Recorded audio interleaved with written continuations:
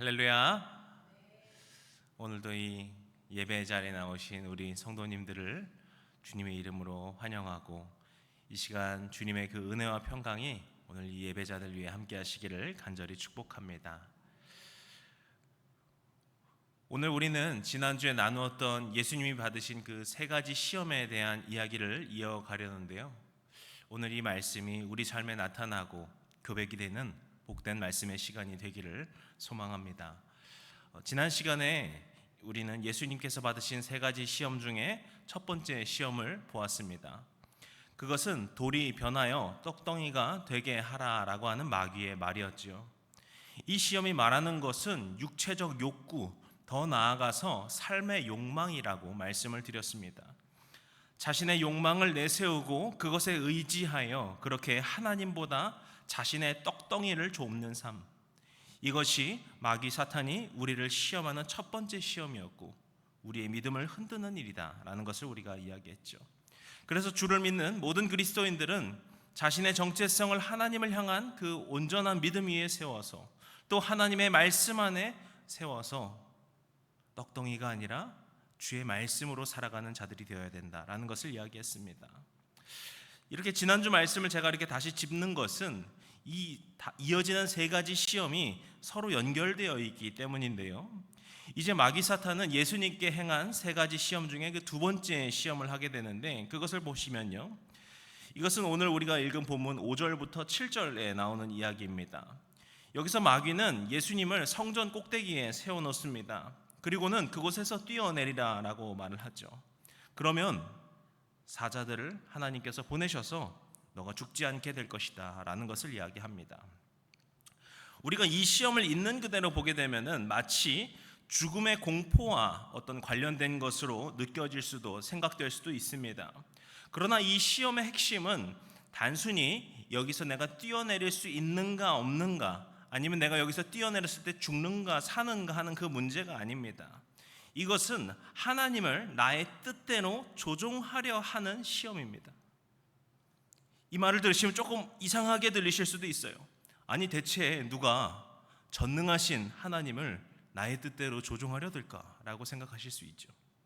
그런데 사실 우리는 많은 영역에서 하나님을 조종하려는 욕구를 느낍니다. 방금 우리가 첫 번째 시험 되짚어보면서 어떤 이야기를 했습니까? 그 시험에서의 핵심이 단순히 내가 배고프니까 이 배고픈 거를 채워주십시오, 나를 도와주십시오 라고 하는 그 간구가 문제가 아니라, 그와 같은 욕구, 그런 나의 그 욕망에 기대다가 하나님보다 그것들이 더 커지는 것이 문제다라는 것을 이야기했습니다.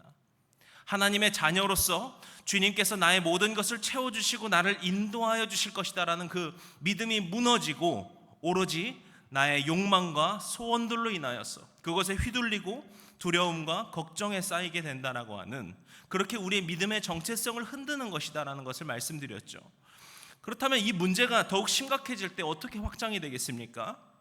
하나님께 더욱더 나의 욕구를, 나의 소원을 강력하게 구하게 되면서 주님께서 나의 소원을 반드시 들여주셔야 한다라는 그 마음이 자리 잡게 되는 것이죠.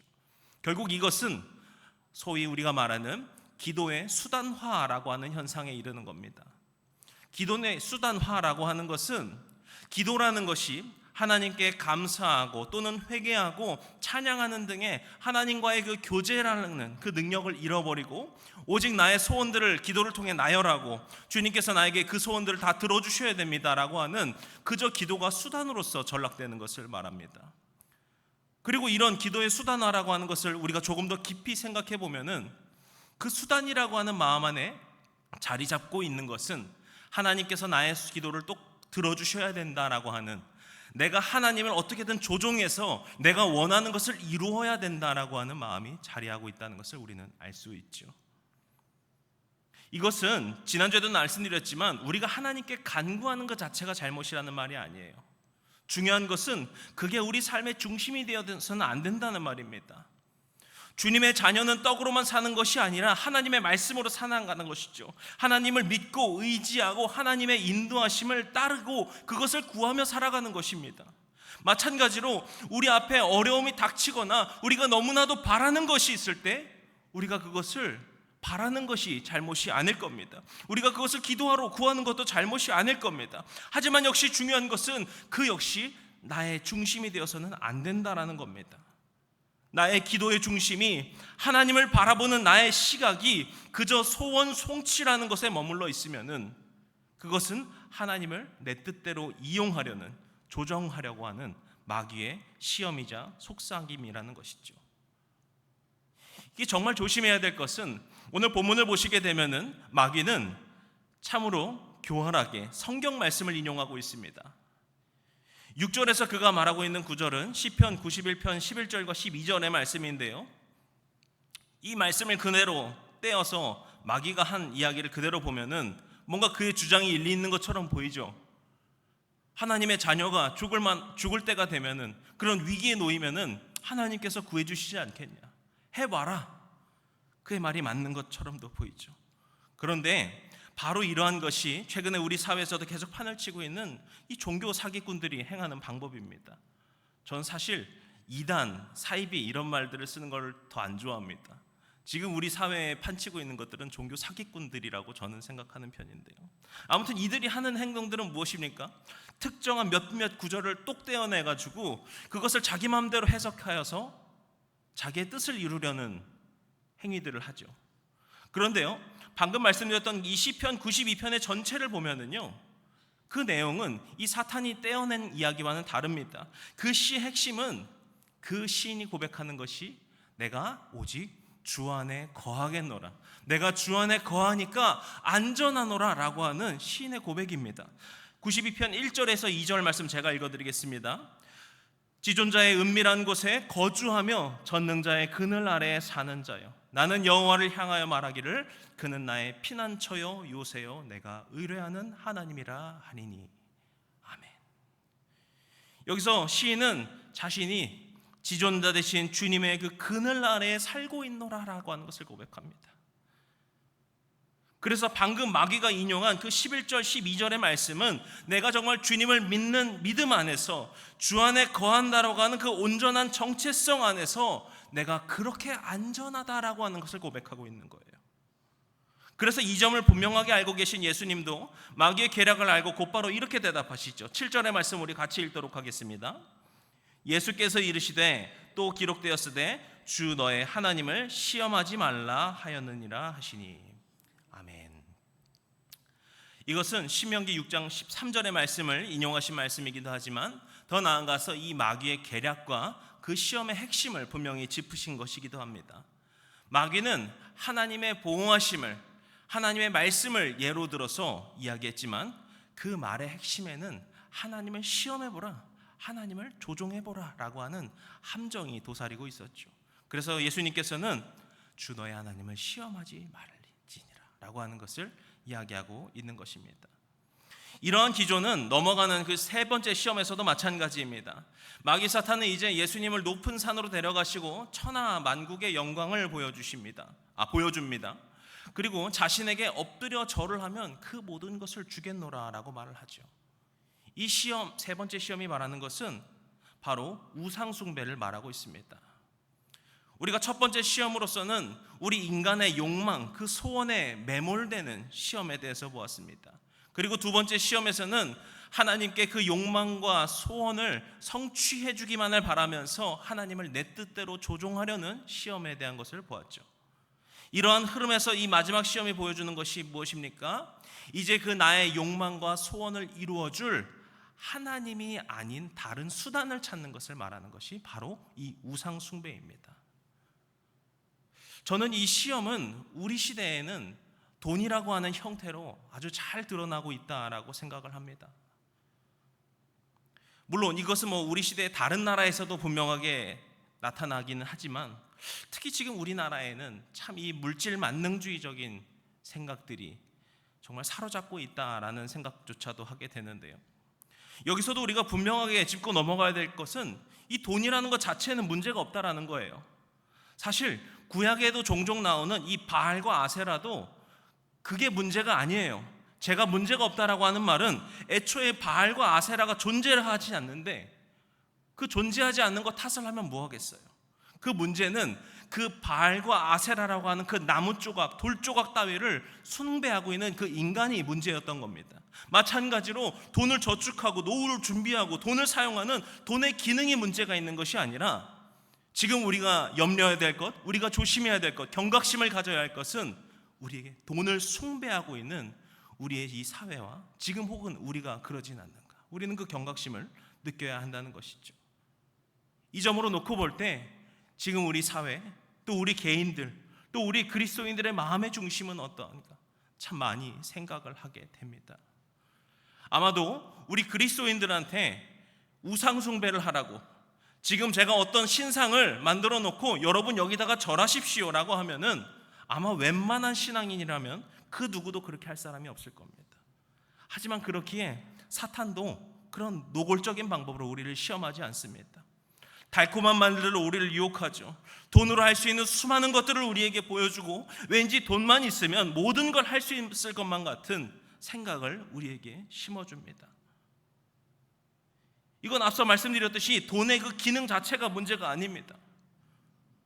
우리 삶에서 돈이라는 것은 각자 사회에서 수고한 일의 보상이기도 하고요, 그것을 가지고 우리가 생필품도 사고 하면서 삶을 꾸려가야 되는 어떤 필수적인 요소이죠. 그런데 우리는 이것을 점점 숭배하고 있는 방향으로 가고 있는 그런 우려가 된다라는 것이죠. 왠지 돈만 있으면 다 될 것처럼 우리에게 속삭이고 있는, 우리는 이 시험을 당하고 있다라는 겁니다. 사실요, 이것은 출애굽 후에 가나안에 들어간 이스라엘 입장에서도 마찬가지입니다. 이때 이스라엘 사람들은 농사할 줄을 몰랐습니다. 노예 시절에도 농사보다는 노역을 주로 해왔다고 보고 있고요, 이집트는 애초에 굉장히 풍요로운 곳이기 때문에요, 애초에 이 농사법 자체가 다릅니다. 게다가 이 가나안에 들어간 그 세대는 그 출애굽을 경험했던 1세대가 아니라 광야에서 자란 2세대였죠. 그래서 그들은 농사를 어떻게 하는지 몰랐습니다. 그런 그들에게 가나안 사람들이 말아주는 그 농사법은 굉장히 설득력 있고 굉장히 귀 기울일 수밖에 없는 거였어요. 그런데 이 가나안 사람들의 농사법에서 중요한 것 중에 한 가지가 바로 바알에게 제사를 드리는 것이었습니다. 지금처럼 과학이 발달하지 않았던 이들에게 바알의 제사라고 하는 것은 그저 우상 숭배가 아니라 우리의 농사를 좌지우지하는 그 비를 내리게 하는 어떤 중요한 핵심이었습니다. 왠지 그러고 보니까 이 바알에게 정성스럽게 제사를 지내고 나면은 비가 오는 것 같고, 제사 제대로 안 지내면 비가 안 왔던 것 같은 거예요. 그렇게 시작되어서 이스라엘의 마음에 바알도 필요한 거구나, 그것도 중요하구나, 그것도 능력이 있구나, 점점 자리 잡게 되는 겁니다. 그러다 보니까 이제 하나님보다 더 크게 그것이 자리하게 되는 것이죠. 우리가 그 구약의 이야기를 보면서 아니 대체 왜 구약 우상 숭배를 저렇게 하나 싶으실 수 있겠지만, 보신 것처럼 이들에게는 매우 합리적이고 그들의 생존에 있어서 필수적이라고 여겼다라는 것이죠. 마치 우리가 돈은 생존에 필요하기 때문에 우리가 그것을 쫓는 것은 당연하다 말하는 것처럼 말입니다. 그렇게 우리 마음에 하나님보다 더 크게 자리하게 되는 것, 하나님의 자리에 하나님이 아닌 다른 것을 모시게 되는 것, 그것이 바로 우상 숭배에 있는 것이고요, 마귀 사탄은 바로 이와 같은 시험으로 다가오고 있는 것입니다. 그럼 마귀에게 예수님 곧바로 이렇게 대답하십니다. 10절 말씀 같이 읽겠습니다. 이에 예수께서 말씀하시되 사탄아 물러가라, 기록되었으되 주 너의 하나님께 경배하고 다만 그를 섬기라 하였느니라. 아멘. 이 말씀도 신명기에 나오는 말씀인데요, 이것은 하나님께서 이스라엘에게 우상 숭배의 경고를 하시면서 주시는 말씀입니다. 하나님께서는 이미 앞서 말씀드렸던 그러한 상황들을 예견하고 계셨습니다. 그래서 이스라엘 백성들에게 제발 가나안 사람들과 섞이지 말라고 그렇게 거룩을 강조하셨던 것이고요, 그렇게 그들에게 우상 숭배하지 말 것을 강하게 명령하신 것이기도 합니다. 그 바알에게 쫓아다니다가 어쩔 수 없는 것이라고 허용하기 시작하다가 그것이 점차 하나님의 자리를 차지하기 때문인 것이죠. 이때 이스라엘 사람들은 이렇게 생각했을지 모릅니다. 아니, 내가 하나님께서 행하신 그 놀라운 일을 아는데 내가 우상 숭배를 할 일이 뭐가 있겠어? 그들도 자신했을지도 모릅니다. 하지만 그들은 계속해서 우상 숭배에 넘어졌습니다. 그렇게 사사기에서는 정말 끊임없는 죄악이 나타났고요, 이스라엘 왕국 시대에 이르러까지 끊임없는 우상 숭배에 빠졌고 결국 이스라엘 왕국이 멸망하게 되죠. 그렇기 때문에 예수님이 하신 이 말씀, 하나님이 이스라엘 백성에게 명령하신 이 말씀, 주 너의 하나님께 경배하고 다만 그를 섬기라라고 하신 그 말씀을 우리는 마음 깊이 새겨야 합니다. 그렇게 우리의 마음을 항상 붙잡고 있지 않으면 언제든지 마귀 사탄은 다시금 우리에게 찾아와 우리의 욕망을 시험하고 그 욕망을 빌리로 하나님을 조종하도록 시험하고 결국 그렇게 우상숭배의 죄악으로까지 우리를 밀어넣고자 하기 때문입니다. 오늘 이 말씀을 우리가 이제 정리하려고 하는데요, 우리가 지난주까지 해서 예수님께서 받으신 세 가지 시험에 대해서 우리는 나눴습니다. 그리고 예수님께서 그 시험을 능히 이기시는 것을 우리는 볼 수 있었죠. 우리에게 예수님의 모습은 믿음의 본이 되어서 쫓아가야 하는 롤모델이고 그런 우리는 제자된 삶을 살아야 할 것입니다. 그런데 우리가 이 예수님의 모습을 쫓는다는 것은 단순히 우리가 그리스도인이어서 어떤 그 책임 때문에 아니면 벌받을 것이 두려워서 해야 하는 것이 아닙니다. 이 세 가지 시험이 우리에게 말해주는 중요한 메시지가 저는 또 있다고 생각하는데요, 이 시험 이후에 예수님께서 드디어 공생애의 사역을, 이제 예수님의 사역을 드디어 시작하십니다. 그 사역을 시작하시면서 하신 말씀이 바로 오늘 우리가 함께 읽은 17절의 말씀인데요, 같이 읽겠습니다. 이때부터 예수께서 비로소 전파하여 이르시되 하시더라. 아멘. 예수님께서 하신 그 첫 말씀은 회개였습니다. 죄 가운데 헤매이고 있는 백성들에게 향해 주실 수 있는 가장 중요한 것 중에 하나가 바로 이 회개였겠죠. 그런데 그 다음에 하신 말씀이 무엇인가 하니까 바로 천국이 가까이 왔다라는 말씀입니다. 마태복음 강의 시작하면서 말씀드렸지만 오직 복음서에서 마태만이 이 천국이라는 말을 썼다고 말씀드렸습니다. 그러니까 예수님께서 이때 하셨던 말씀은 아마 하나님의 나라가 가까이 왔다라는 말이었을 겁니다. 그런데 무엇이 되었든 이 천국, 이 하나님의 나라가 바로 우리가 이 시험을 이기며 살아가는 힘이고 목적입니다. 우리가 이 세 가지 시험을 이긴다는 것은 막 고생을 하고 막 힘든 고행을 우리 삶에 끊임없이 해나가야 된다는 그런 것이 아니라 우리가 그 시험을 이긴 삶에는 바로 하나님의 나라가 임한다는 것을 보여주시는 것이죠. 우리가 이 모든 시험들을 물리치고 그렇게 오직 하나님만을 믿고 경배함으로 살아가는, 하나님을 조종하는 것이 아니라 하나님의 인도하심을 따라 하나님께 온전히 의지함으로 살아가는, 그렇게 하나님 안에서의 그 정체성과 믿음을 붙들며 살아가는 때 그 삶이 바로 하나님께서 우리 가운데 허락하신 이 땅의 하나님의 나라를 살아가는 비결인 것입니다. 예수님께서는 바로 그러한 본을 우리에게 보여주셨고 그 길로 지금 우리를 인도하고 계신 겁니다. 사랑하는 성도 여러분, 오늘 우리의 삶 속에서 매 순간 그 천국 복음을 누리며 살아가시는, 이 땅 위에 우리의 삶에 임한 그 하나님의 나라를 누리며 살아가시는 우리 모두가 되시기를 주님의 이름으로 간절히 축복합니다. 기도하시겠습니다.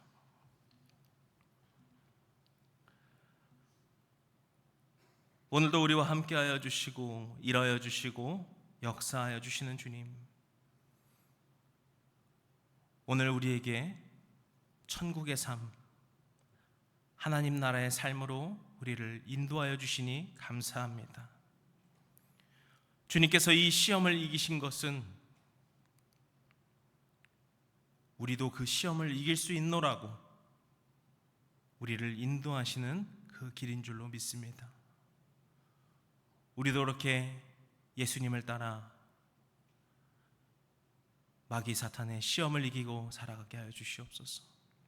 그렇게 우리 삶에 하나님 나라가 임하게 하여 주시고 우리가 밟는 모든 땅이 주님의 영광이 드러나게 하여 주시고, 우리가 살아가고 있는, 우리가 숨쉬는 그 모든 곳이 하나님의 사랑을 누리고 은혜를 누리는 놀라운 거룩한 장소가 될 수 있도록 우리에게 임하여 주시옵소서. 그것이 바로 우리가 천국을 누리며 살아가는 복된 인도이신 줄로 믿습니다. 그 길 따라 살아가는 주의 제자들 되게, 주의 자녀들 되게, 주의 거룩한 백성들 되게 우리를 세워가 주시옵소서. 우리 가운데 함께하여 주시고 역사하여 주시는 우리 주님 예수 그리스도의 이름으로 기도드렸습니다. 아멘.